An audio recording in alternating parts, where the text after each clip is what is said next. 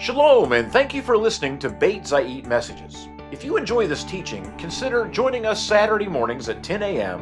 at 465 Lee Highway in Verona, Virginia, at the Verona Community Center for our morning Shabbat services. Or watch the service live stream on YouTube, Facebook, or on our website at beitzayit.org/live. May the Father bless you richly through the hearing of His Word. So this is where I get out of the way and let Elder Bruce Dotson come up, and you welcome him as he brings the message for Verona. Hey, everybody. Thank you, Alan. Well, Shabbat Shalom, everyone. Here's my glasses. I can't hear you without my glasses, so you know. Yeah, this week's Parsha is Verona. It means I appeared, and I go back one Parsha. God he talks to Moses, says, "This is who I am," and then at the beginning of this Parsha, he also tells Moses, "Tell the people this. Tell them who I am." So just a review. Last week, Exodus 3, verses 14 through 15. God answered Moses, "I am who I am." Then he said, "You are to say to Bnei Israel, I am has sent me to you." God also said to Moses, "You are to say to Bnei Israel, Adonai," which, by the way, David Stern's CJB actually uses the Tetragrammaton in that. The God of our fathers, the God of Adonai, the God of our fathers, the God of Abraham, Isaac, and Jacob, has sent me to you. So not random God, not mysterious God. Who is he? He's the God of Abraham, Isaac, and Jacob. This is my name forever, and the name by which I should be remembered from generation to generation. And then we move to this week's Parsha, Exodus 6 through 8. Therefore say to the people of Israel, I am Adonai. I will free you from the forced labor of the Egyptians, rescue you from their oppression, and redeem you with an outstretched arm and with great judgments. I will take you as my people, and I will be your God. Then you will know that I am Adonai your God, who freed you from the forced labor of the Egyptians. I will bring you into the land which I swore to give to Abraham, Yitzhak, and Yaakov. I will give it to you as your inheritance. I am Adonai. So, wow, that's an amazing statement. I know it's a lot, but it's really like, yeah, God. But think about the message that was going to the people, or the people that the message was going to. There's debate about how many years. Is it 400 years? Did they count from the time that God talked to Abraham and this, that, and the other? But I would think it's fairly safe to say that the generation of Moses and the people that were alive then had only ever known slavery, right? Like, we've only ever known the good old US of A, and I do think it's the good US of A, but it's not that old. It's a couple hundred years old. In the scope of time, it's like, well, it has not always been this way, and chances are it won't always be this way. So for the people that were living in that time, in that moment, that was their world, that was their reality, slavery. Their grandparents were probably slaves, their parents were slaves, and now they were slaves, and as far as they could tell, their kids and grandkids would also be slaves. So, and again, we lived in this world, we have a lot of promises to look forward to as well, right, in the world to come, if nothing else. But it's hard not to get smacked around by the present reality we live in. We are in a broken world, in a fallen world. And even if, I'm sure we're all above average, but even if we walk it out very well, even if we do a great job being a disciple of Yeshua, we're still affected by the not-so-good things of this world. So really, are we any better than the people of Israel? I know it's easy to criticize, like, where was their faith? And then later in the desert, why are they complaining all the time? Well, they couldn't read their whole history in 20 minutes like we can. So moving to Exodus 6:9, Moses gives the message to the people that Adonai had given him. Moshe said this to the people of Israel, but they wouldn't listen to him because they were so discouraged and their slavery was so cruel. So it doesn't sound like it was sort of a indentured servitude kind of slavery, sort of a convenient economic relationship slavery. No, this was cruel, mean, the worst version of slavery that you could think of. So, and they were being crushed by that. But again, God's not surprised. He had told Abraham about this a long time back. Genesis 15, 13, and 14. Then he said to Abram, notice his name's still Abram at that point, know for certain that your seed will be strangers in a land that is not theirs, and they will be enslaved and oppressed 400 years. But I am going to judge the nation that they will serve. That would be Egypt. Afterward, they will go out with many possessions. And again, as we read in the next few weeks, you'll see that that's comes to pass. So I'm probably not going to answer this question fully at all. I'm not even going to say that I am. But a question is why is the Father putting the people through all this? Why does he have to do that? Well, one of the reasons, and he states it himself, is it would be a testimony to the nations that he is the one true God, right? So you'll have a undeniable contrast between the true God and the false gods and the false gods of the nations, and specifically Egypt. Exodus 7:5, the Egyptians will know that I am Adonai when I stretch out my hand against Egypt and bring Bnei Israel from among them. Later in chapter 9, Exodus 9:16, what's the reason? But it is for this very reason that I have kept you alive, to show you my power, so that my name may resound throughout the whole earth. It's hard to understand human suffering and why God allows it, but there's always a bigger picture. And there's a bigger picture of time, too, that for him is not measured the same way we measure it, right? So, but it doesn't take away your suffering and the suffering of the people in Egypt. Doesn't take away suffering of the people in Iran right now, right? Maybe, I've heard different numbers, 12,000 people killed. If that's your mom, dad, brother, sister, that's very real. A pat answer won't do very well for them. But God is still in control. And even if we lose our life in this world, we know that God has us, right? Our body is sort of a suitcase that our spirit's being carried around in, so to speak. I don't know if that's a good analogy, but suitcase with legs. But it is not our eternal situation, but it doesn't make it not tough. But it is for this very reason that I've kept you alive, to show you my power, so that my name may resound throughout the whole earth. So you might have noticed that we're talking about Moses an awful lot, and it's going to continue for the whole rest of the year. And sometimes people get a little chafed about that in a sense. You're talking about Moses. Well, but Moses was, he's rightfully elevated in Judaism. Don't forget that Moses and Aaron are Nevi'im. They're prophets. They spoke directly for God. God to Moses, then Moses to Aaron, and Aaron to Pharaoh, and then, of course, moving forward into the desert, the same. So, also, don't forget that Yeshua is likened to Moses. John 1:45. Philip found Nathanael and told him, we found the one that Moshe wrote about in the Torah, also the prophets. It's Yeshua ben Yosef from Nazareth. And also in Acts chapter 3:22, it's referring back to Deuteronomy 18:15.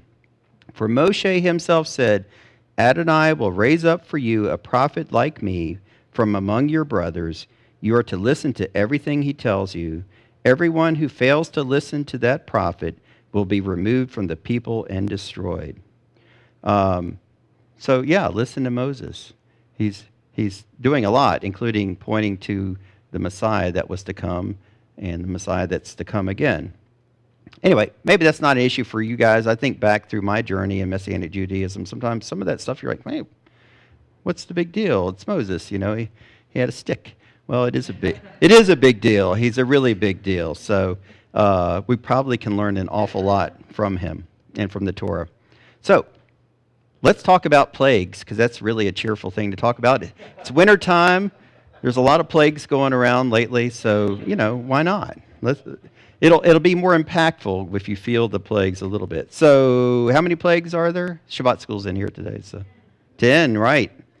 Now, what are some of the plagues? I know you guys know. Yeah, lice. Yeah, boils, blood, darkness, death of the firstborn, hail, livestock disease. Now, it gets a little confusing because different translations will use multiple words, or descriptions on the same plague. So as I read through, I'm not going to say, well, it's only can be described this way, but I kind of had to pick a plague to ride on or a horse to ride on, and so just understand that yes, there's some debate about what the very specific what any given plague might represent. And the truth is maybe we don't know. We weren't there. I've had some bad rashes, but never was there in Egypt. So, anyway, sorry.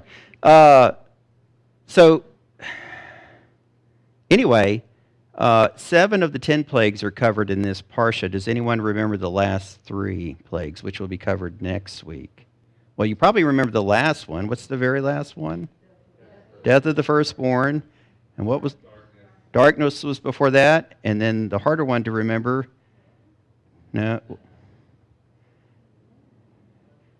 locusts, special grasshoppers. There you go. Anyway, again, is there a deep spiritual meaning in what I just said? No, but it helps to review it, and every year you review it a little more, and it starts to seep in, and you just kind of you know things, right? It's not a salvation issue, but it is. All of God, all of Scripture is good, right? So the plagues get progressively more severe. It's not that the blood plague was not bad, but it gets worse and worse, and sort of the physical suffering increases with each one. But each plague displays Hashem's power and authority, and also each plague destroyed the perception of power in the false gods of Egypt. And, of course, you can look this up online. I was like, well, I'll list out the names, the little g god name. But then I remembered there is a verse that says, hey, don't do that. Exodus 23:13. With all the things that I've said to you, take heed. Make no mention of the names of other gods, and do not let them be heard in your mouth. So I will give you some clues as to who those gods were, but we're not going to say their names. Also, something I was thinking about, the Torah doesn't specify that the Israelites were unaffected by the first 3 plagues. It doesn't say that, that they weren't impacted by that. Now, maybe they weren't, but it doesn't say that they were, or that they were spared from that. Their land Goshen was spared all the effects of the plagues after the 3rd plague, but again, it wasn't just to spare the suffering of God's people. So the first plagues weren't taken so seriously, we know. And we know that God hardened Pharaoh's heart, but also Pharaoh wasn't the only one. He had his magicians and his political leaders and probably his business people and the people at the local country club. They all had a perception of the severity of these plagues and what it might mean. The first one is blood, so we'll talk about a little bit of each one maybe. This plague challenged the Nile god and also the god of the underworld of afterlife. Now, what was the second plague? Anyone remember? Jump to the answer. Frogs. There was a frog-headed goddess of childbirth and fertility. So it wasn't just frogs. When we think of frogs, we probably think of Kermit, right? Well, the Egyptians were thinking of a frog-headed goddess of childbirth and fertility. And it wasn't just, I'm not an Egyptologist at all, but there's lots of information. There's hieroglyphics, there's paintings on the walls, there's stuff in museums throughout the world. It's not sort of like, well, we found this one peculiar picture, it kind of looks like a frog drawn by a 3-year-old. No, it was very common, prevalent. It was part of the fabric of Egyptian society and culture. What was the third plague? Well, I put lice down, so that just seems scratchier and itchier to me. So, again, there's different descriptions about what the plague might have been. But the third plague of lice was tied to the scarab god of creation. Also, the earth god as well, I don't know who wrote this thing. They left out some key words. It also tied to the earth, right? The Egyptians are starting to notice at this point, though, because remember, the Egyptians could, whether literally or sleight of hand, they could recreate the blood. They recreated the frogs, at least enough to convince Pharaoh and maybe the leadership that, oh yeah, this is just they're just tricking us. Anybody could do these. But lice they couldn't do. And it's interesting in the the Brit Hadashah reading, it talks about the finger of God. So Exodus 8:15. So the magician said to Pharaoh, "This is the finger of God." Right? The magician's like, we can't do it. We know all the inside tricks and inside information. This came not from man. This came from God. But, of course, Pharaoh's heart was hardened, and he did not listen to them, just as Adonai had said. All right. What's the fourth plague? Yep. Swarms of insects, a plague of flies. And believe it or not, there's a fly god in Egyptian culture at that time. And again, there's little amulets still in museums around the world. And it was very common. It wasn't just for one or two guys. It was a very common thing to have.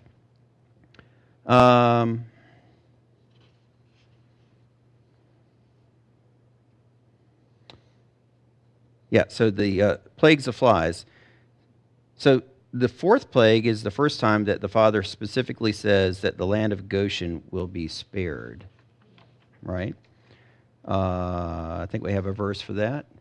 But on that day I will set apart the land of Goshen, where my people are dwelling, except no swarm of flies will be there, so that you may know. Why? Was it just to prevent pain and suffering? Well, that could be an element, but it says, so that you may know that I, Adonai, am in the midst of the earth. That God is the one that kept the flies out of Goshen.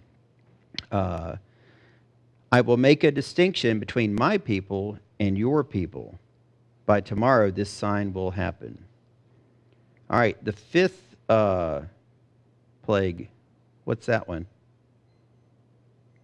Does it have to do with livestock disease, perhaps? I think it does. Livestock pestilence. Killed lots of farm animals. Just for perspective, beef prices are up pretty high. You could expect to pay $2,000 for one cow. All right, so how many hundreds of thousands and upon hundreds of thousands of cows died in Egypt? A lot. So, in terms of monetary value. And of course, cattle were your tractors as well, right? That's how you pulled things, how you plowed. They were, were not hobbies. They were critical for life. So the fifth plague, talking about the little g gods, is a dunk on the cow-headed goddess of love and fertility. And just so the guys don't fill out, because you'll notice that mostly they're goddesses, but there's at least one bone thrown to a bull god for this particular plague. So, number 6. Anyone remember that plague? If you read in your Torah portion today, you can get ahead of me. Sores and boils. That's fun to talk about. Hey, we've all lived that dream to one degree or another, so we know what a sore and a boil is. This plague challenged the goddess of epidemics and the goddess of healing, right? So there was a false god for disease, but then also a false god for healing. And sores and boils challenged both of those. So Exodus 9, So after sores and boils, Which plague was that? That would be the 7th plague. Yep, hail. This plague challenged the supposed power of the sky goddess and the god of storms. Now, so it was the 4th plague. God protected Goshen, and then was it the? Hold on, bear with me. Yep, the 4th plague. The magicians couldn't recreate the after the 3rd, so the 3rd going forward. Then the 4th plague, God protected Goshen, and then we move on down to hail, and God gives a warning to everyone, right, about the hail that's coming.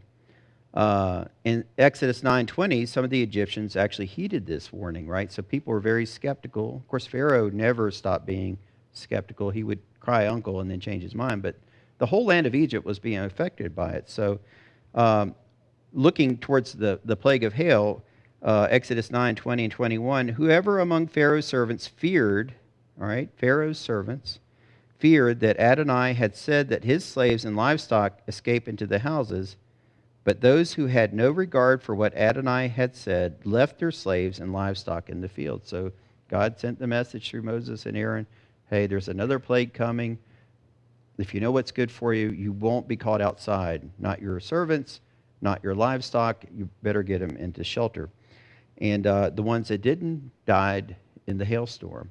Their animals and their any people caught out in it. Now, it still destroyed the land. You know, it just crushed and broke everything up.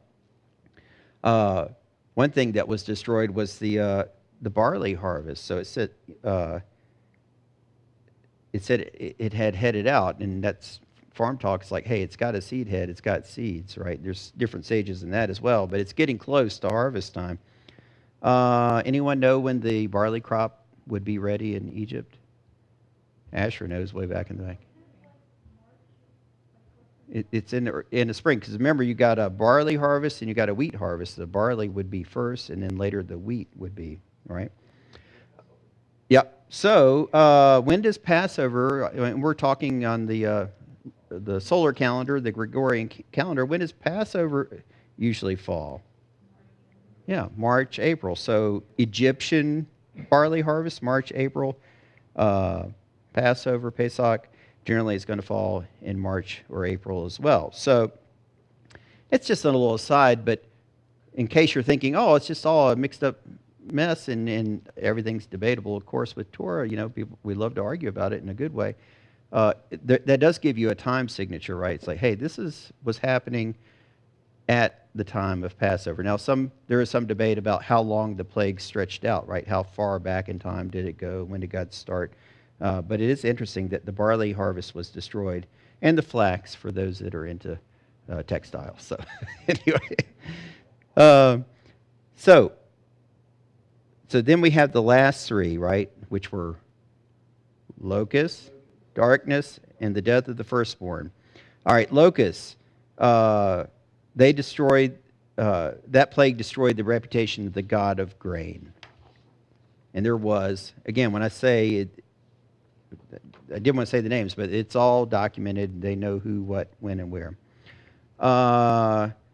Darkness, how did that plague sort of attack or humiliate the false gods of Egypt? The sun god was a very important little g god in Egypt. And of course, we remember it was darkness so thick that it could be felt. So we've all probably seen some eclipses here and there. And I know, well, it's been a while back in the southeastern United States. I mean, it got truly dark. And I don't think they could feel that darkness, right? It wasn't the same thing. So this is a supernatural darkness. I'm okay if there's a physical, natural explanation as to how God did it. But I'm also okay with the miraculous, meaning not something that man could do, not something that the earth could do, something that only God could do. So I'm inclined to believe that these are miraculous, not just, natural phenomenon. But if you read, there's plenty of people that will try to explain it in that sense. Let's see, where to go. All right, so the death of the firstborn is the last of the 10 plagues. And again, these plagues weren't just designed to cause pain and suffering, although there's, I think, a punishment element in there. But again, they were really designed to show everyone who the true God was. And who is that? The God of Abraham, Isaac, and Jacob. The plagues were designed to humiliate the gods of Egypt. Now, I think we need to be careful when we would use humiliation to describe. We're not supposed to humiliate people, even our enemies. We're not supposed to humiliate. But God is on a different level, right? He is righteous in everything that he does. And I don't know, to me that was a fitting word. And I lost my place again. So, yeah, the Pharaoh was... So, the God of Abraham, Isaac, and Jacob, the plagues were designed to humiliate the gods of Egypt. So all the 9 plagues we've talked about so far, there were gods associated with it, false gods. Was there a god in the 10th plague? Was there a false god? Liam? Well, but remember that of the firstborn, specifically the death of the firstborn. Go ahead, Naomi. Pharaoh's son, right? But why? He was going to be a god, right? The Pharaoh was considered a god. He considered himself God. He'd take that title, no problem. And the people considered him a god. And the person that would succeed him on the throne, his son, would also be a god. So is it cruel and harsh? I mean, it's definitely like, ooh. But Pharaoh was a false god. And I would say on par with all the other false gods. So I don't think that's what God created him to be. He didn't create us to set ourselves up as false gods. But the enemy likes to try to get us to see that, right, or to be that way. So the 10th plague also defeated a false god.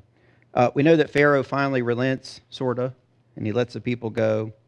And y'all will be hearing, I'm sure, more about it over the next few weeks. But our God is a jealous God. And he's not just jealous for the house of Jacob. That's who we're talking about right now. I believe that he's jealous for every person that he's created. That would include anyone of any title, any descent. He is a jealous God. He doesn't want us to have any gods before him because he is the only option. He is God. And he's a fair God, so he's not going to say, well, too bad for you. You don't get to know me. You don't get to seek after me. No, it's for everyone. So, again, he's a jealous God, and we really wouldn't want him any other way if you think about it. Would you be okay with a spouse that is okay with you running around on them? Right? No. You expect to be loyal to them, and you expect them to be upset if you're not loyal to them, right? That's our God. He gets upset when we're not loyal to him, when we lift up false gods over him and before him. So again, just wrapping up here, it was a tough time, but we know that later Hashem led his people into the desert, and he took the nation into a new covenant with himself. So I just thought this was neat because it's the letter 10. Or not the letter 10, the number 10. At Mount Sinai, you can make it a letter if you want, but I don't recommend it. At Mount Sinai, the 10 plagues were left behind, and now, instead of the 10 plagues, we have the 10 commandments. They were put in their place. So God doesn't just, and hey, I've got to walk this out too, but it's not always, it is about giving up sin, but God never says give it up, and there's nothing legitimate for its place. Usually sin is always a cheap substitute for what the real thing that God wants us to have. So the 10 commandments are so much better than 10 plagues that we're fighting against more than 10 false gods. So the 10 commandments, it's God's instructions for life to begin. And just to review quickly, Exodus 22, I am Adonai your God who brought you out of the land of Egypt, out of the house of bondage. And then Exodus 23, the next verse, what should you do? You shall have no other gods before me. Do not make for yourself a graven image or any likeness of anything that is in heaven above, or on the earth below, or in the water under the earth. Do not bow down to them. Do not let anyone make you serve them. For I, Adonai your God, am a jealous God, bringing the iniquity of the fathers upon the children to the third and fourth generations of those who hate me, but showing loving kindness to the thousands of generations of those who love me and keep my mitzvot. How many generations back did your ancestors follow God, acknowledge God, love God, that he's blessing us now with faith because of previous generations? And I'm not trying to go into an ancestor worship thing. I'm just saying, think about it. We're standing always on the shoulders of generations that came before us, whether it be in knowledge, in spirituality, in power and strength, and all the good stuff. It's probably started not just with you. It probably didn't just start with me. So I'm so grateful that our God hears our cries. You think about the suffering of Egypt. You think about the suffering of the people in the world today. He does hear our cries. And I'm so grateful that he hears our cries and he fights against the enemy and his false gods on our behalf. Because, yeah, we need to do something, but ultimately our Father is the one fighting for us. And I'm so very grateful that Yeshua is at the right hand of the Father, and he's interceding for us right now. He's praying for us, and not saying our prayers don't have power, because they do, but we're talking about powerful prayer, prayer that can fight for us. Hebrews 7:25, I think I wanted to end with that. Therefore, he is also capable to save completely those who draw near to God through him. This is talking about Yeshua, always living to make intercession for them. And with that, I'll say Shabbat Shalom, and I had fun. Again, thanks for joining us for the Beit Zayit Messages podcast. This podcast is an extension of Beit Zayit Messianic Congregation, a group of Jews and Gentiles meeting in Verona, Virginia. If you're interested in learning more about the Creator and His Word from a Messianic Jewish perspective, check out our website at beitzayit.org for helpful resources and more information. Until next time, Shalom!